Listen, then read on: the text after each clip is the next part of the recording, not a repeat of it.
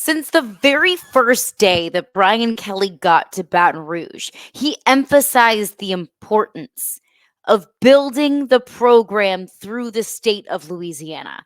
But that doesn't just stop with building the program via the roster. You are Locked On LSU, your daily podcast on the LSU Tigers. Part of the Locked On Podcast Network. Your team every day.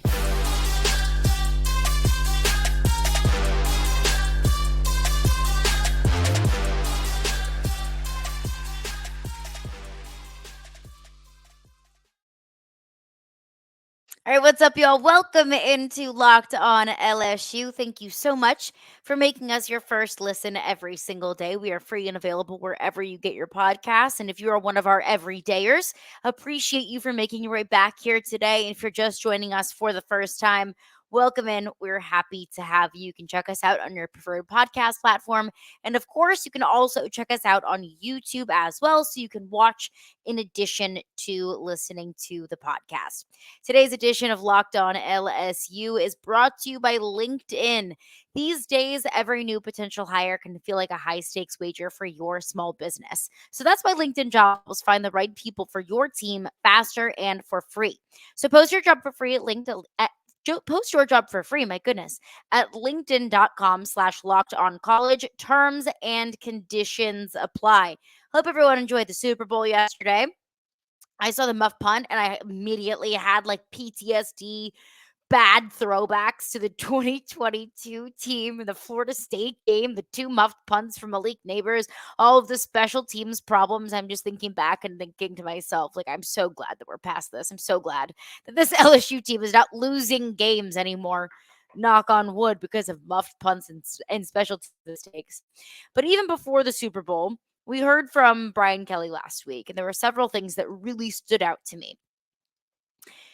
First and foremost, it's how he decided to build this program. And look, whenever we talk about the program, a lot of times we think about the roster, right? The players within the program. And of course, that's a massive part of it. I mean, you don't have a football program without football players. But when you talk about a program, the roster is, yes, a large part, but not the only part of it. Because when you're building a program, who else is very important in that growth, in that building process? Well, it's the team. It's also your coaches. It's also who's doing the recruiting. It's also the people in the front office doing more of the administrative general manager type of duties. So it's not just the team. It's the coaching staff. It's the recruiting staff. It's all of the above. So when Brian Kelly was starting to finalize his coaching staff, and you started to see more coaching hires come out day by day by day, you saw familiar names and faces like Bo Davis, who played at LSU, Blake Baker, who used to be at LSU. You saw several names that you were like, oh, yeah, I remember that guy. I know that name from somewhere. Because this is something that we talked about on the podcast just a couple of weeks ago.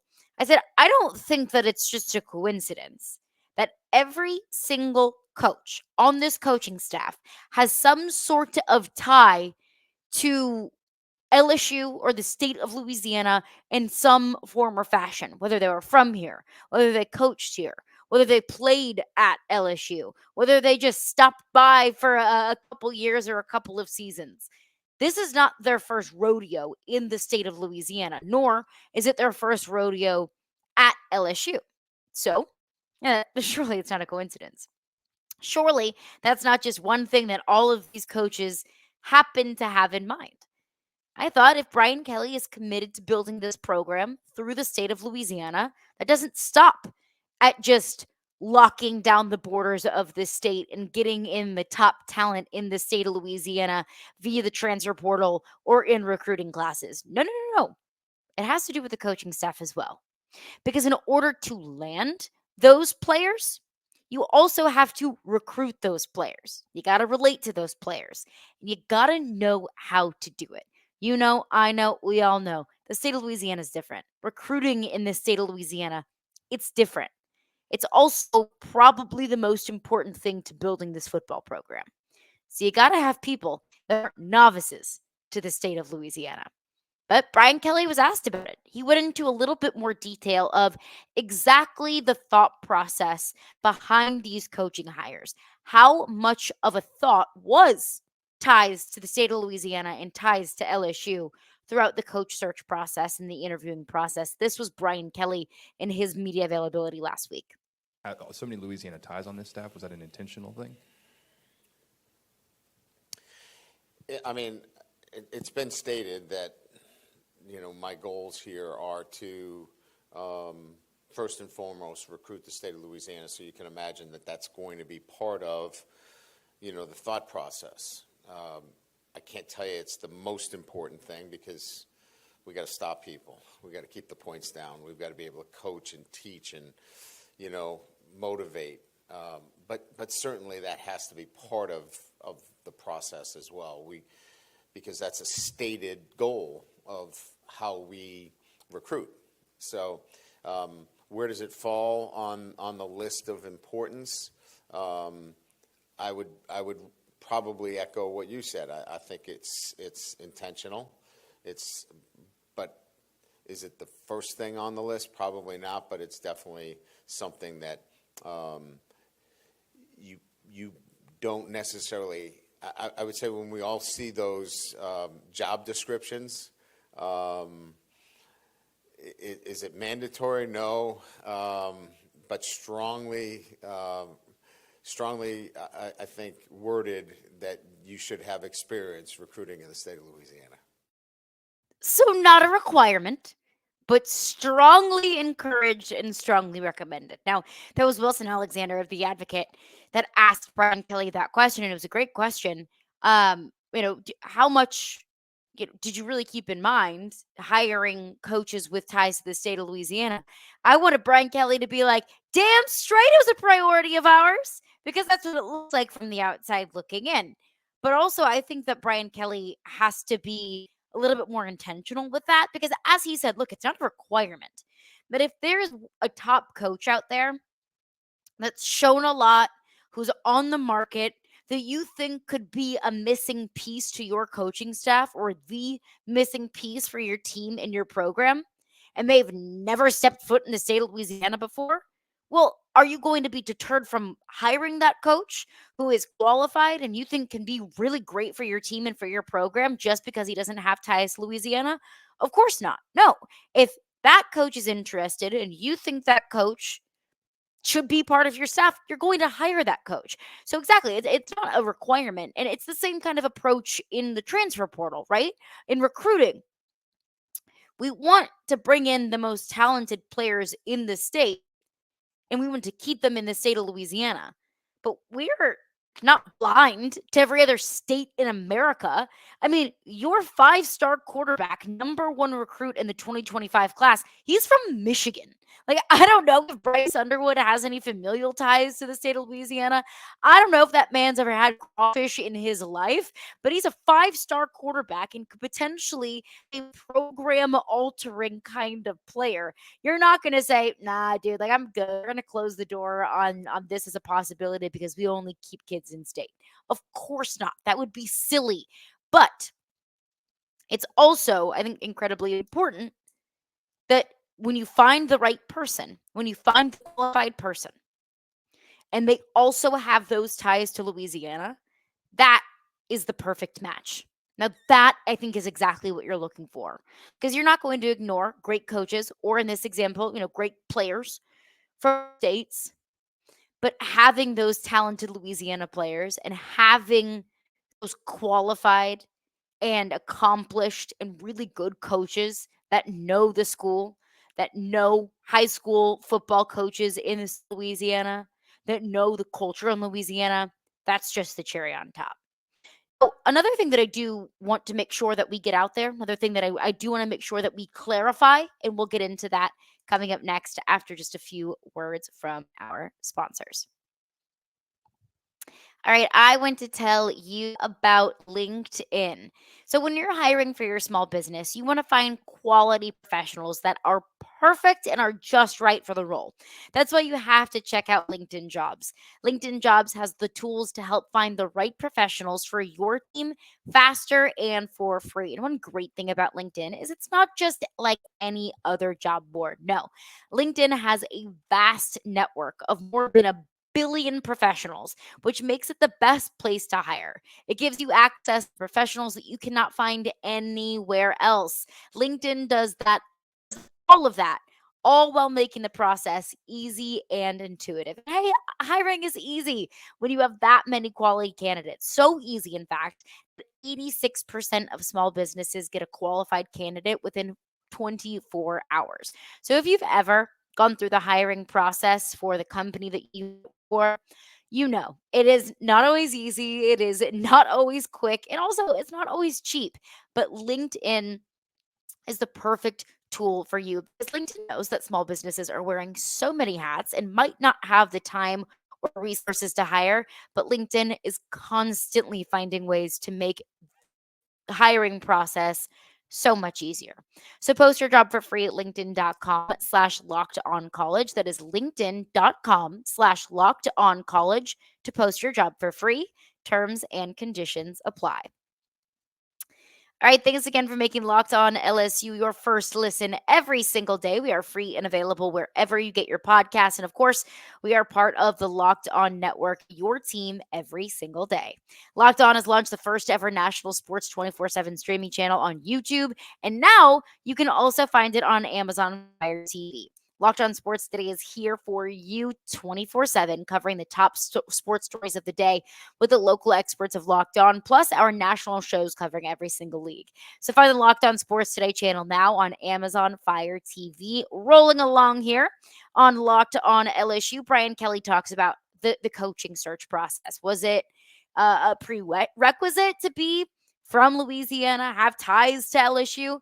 Brian Kelly says, no, it's not a requirement, but it's strongly, strongly encouraged and strongly recommended.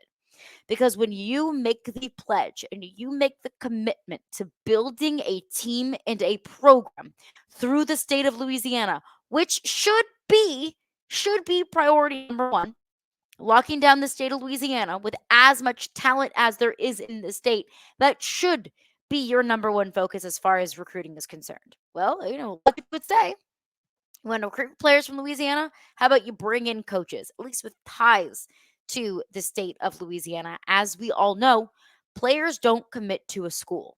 Players commit to people. And having that underlying understanding, having that underlying thing in common, well, that just makes that recruiting process, that relatability process, that relationship building process, that makes that so much easier. But so we see throughout the entirety of this coaching staff, the new hires that Brian Kelly has brought in, they all, in some form or fashion, are either from Louisiana, played in Louisiana, coached in Louisiana. They've been here before in different capacities. But one thing that I do feel the need to point out here, I've heard a lot of talk about the coaching staff and the elite coaching staff that Brian Kelly has put together. And I would agree that on paper right now, it does look like a pretty damn good coaching staff. But let's remember, these coaches have not proven anything at LSU. That you have not played a single down. You have not seen a day of development. You have not won a single game yet. So I'm not going to give this coaching staff its flowers quite yet because they hadn't done anything at LSU.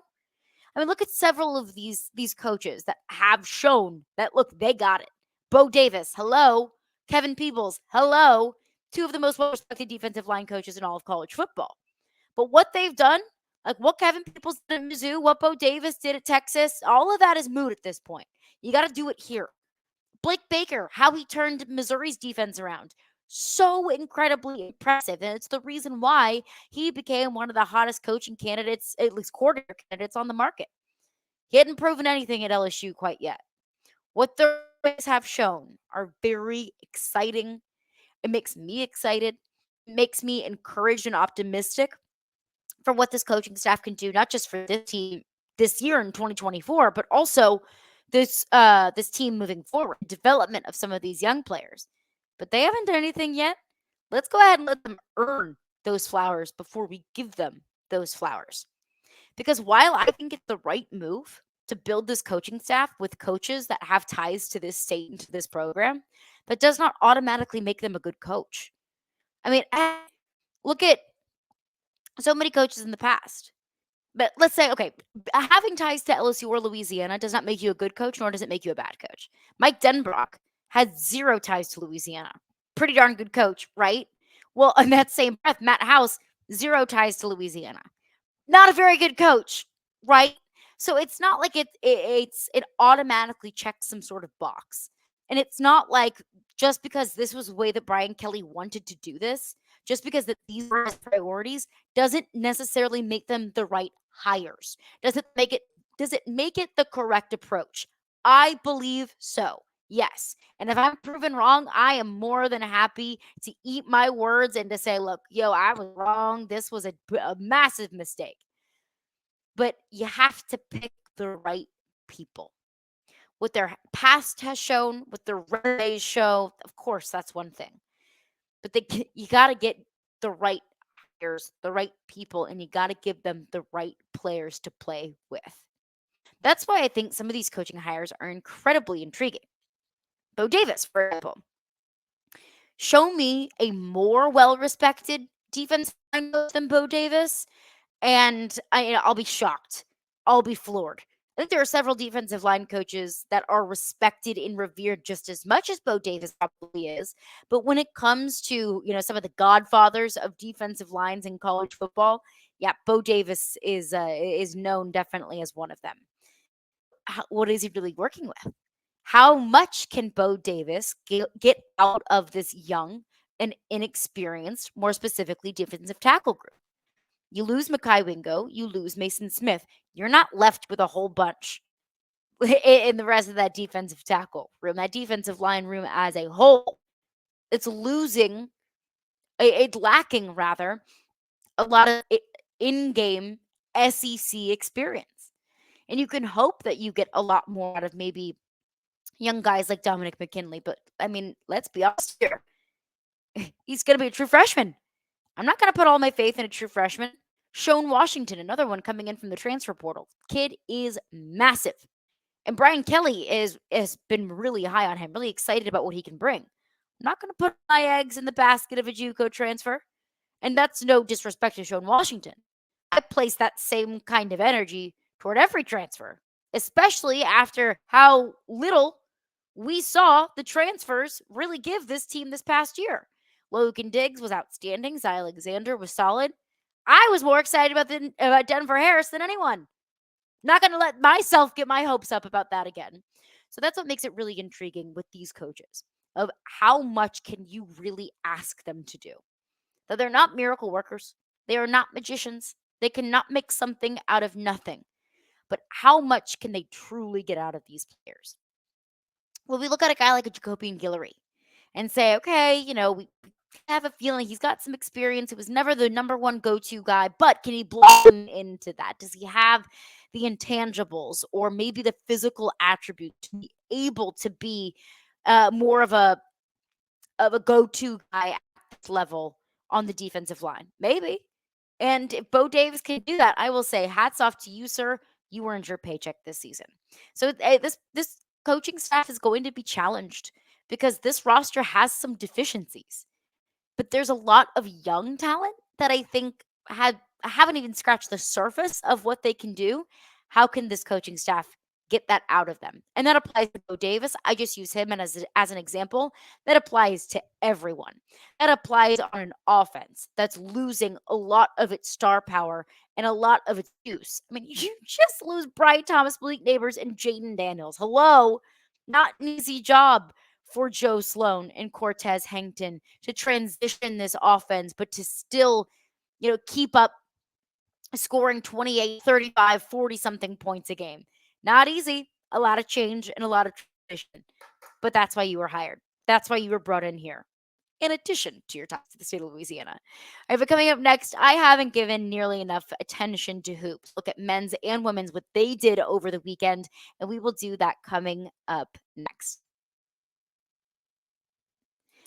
All right, I want to tell you about FanDuel. So give buckets with your first bet on FanDuel, America's #1 sports book. Because right now, new customers get $150 in bonus bets with any winning $5 bet. That's right. That's $150 if your bet wins. Bet on all of your favorite NBA players and teams with quick bets, live same game parlays, exclusive props, and so much more. Look, this is no hate to the Detroit Pistons. I know they're trying their best, but I would say one of my safest bets night in and night out would be who are the Pistons playing? Play some money on the money line because my goodness, the Detroit Pistons are struggling and they are struggling mightily. But like, that's my take. Do it how you want to do it. Just do it with FanDuel. Visit fanduel.com/locked on and shoot your shot. Again, that's fanduel.com/locked on, LOCKEDON. FanDuel, official partner of the NBA. All right, rolling along here, locked on LSU. Let's recap a little bit of hoops action over the weekend. There was some good, there was some bad. Let's start with the bad.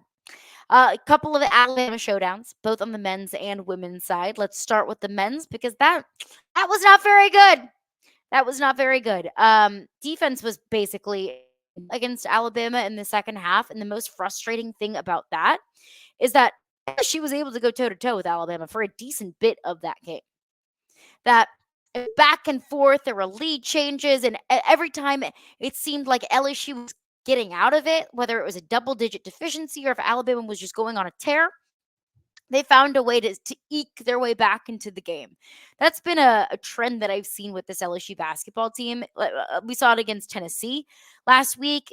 Look, they got down, 15-1 to start, and it was like brutal, brutal. But LSU was able to kind of eke and kind of scratch and claw their way back. But then, of course, Tennessee, and in this instance over the weekend, Alabama, every time LSU was able to make it close, they just went on runs. So it was very competitive, at least in the beginning. And then in the second half, everything just unraveled, and it was absolute, sheer, utter domination.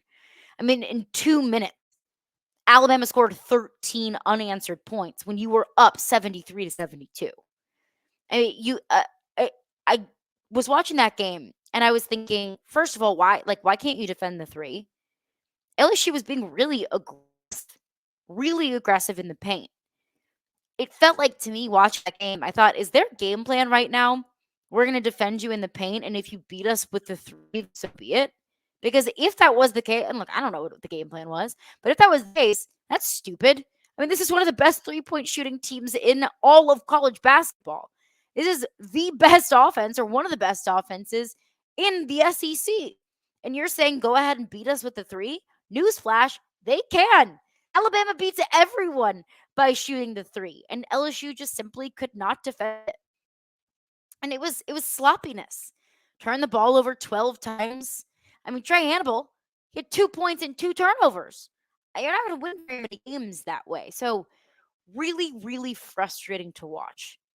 And I step away from probably more LSU men's basketball games than not, feeling frustrated because they have so many opportunities to either stay in the game or win the game, and everything just unravels at one point that they're able to stay in it until they can't. So I don't blame this team if they're feeling kind of down and out of, look, we're giving it our all every single night and it just is not good enough. And I said, and I will hold myself to this, I'll hold myself accountable. I'm giving Matt McMahon 2 years of leeway. And I'm not going to fire him at the end of this season because consider what he took over when he took this job. But, and I have seen, I mean, this team is a better team and a more competitive team this year than they were last year. That's progress. But you're going to have to start seeing that show up in the wins and loss column because that's the only thing that matters in this sport. Do you win or do you lose? And right now, they've been doing a decent bit of losing. But let's look on the other side. A little bit better news on the hoops front because LSU women's basketball takes down Alabama 85-66, and my lord, it did not look pretty. It did not look pretty in the first half. LSU trailing 10 points at the half, and I'm thinking, they're having a tough time getting offense generated. They're having a tough time defending Alabama. Speaking of Alabama's threes, it seemed like everything was going in for Alabama. Every single three-pointer was going in for Alabama. So you're down 10 points at the half. The way that the game was going, I didn't feel good about them being able to pull something out without an epic Kim Mulkey rant in the locker room at halftime. But ultimately, the adjustment was last year Poa coming in for Haley Van Lith. And Poa ended her day with 11.6 rebounds and 4 assists in the second half alone. She felt like the spark plug that team needed to really push themselves over the edge in the second half. Nearly a 20-point win. Down 10 points at the half, end up taking down Alabama by 20 points. If that isn't an identity search kind of game, if that's not the kind of game that gives this team a whole ton of confidence, because it could be really easy to just throw your hands up and say, look, we're going to lose this game. Things just aren't falling our way, so on and so forth. That's the kind of get right game, or really more so get right half, that should make you feel really encouraged about this team. The other thing that makes me feel very encouraged about this team, the defense is playing better. Now, it's still not a championship level kind of defense, but looking at games where LSU has really, really struggled defensively, looking at on the road at Mississippi State, I think that was a wake up call. South Carolina in the second half at Mississippi State, those are kind of wake up call games of, look, you're not going to win very many games. Yeah, you can score 100 points, but you might give up 102 in the process. And I know I'm being dramatic here with the numbers that I'm choosing. You still let Alabama hit 14 threes. I think the second half adjustments prove that this team is getting better. That day by day, game by game, this team is learning more about itself, and they're learning how to win games when their backs are pushed against the wall. So I'm excited to see moving forward. Do we see any starting lineup changes? Is Poa going to be a permanent change in the starting lineup? Interesting to see, and we shall see throughout this week. But that's going to do it for me today. Thank you for making Locked On LSU your first listen every single day. We're free and available wherever you get your podcasts. Coming up on tomorrow's edition of LSU, you all have been begging for it, and I am here to deliver a full LSU baseball preseason preview rather, because we finally get college baseball back at the Bucks this weekend. Full baseball preview coming up on tomorrow's edition of Locked On LSU.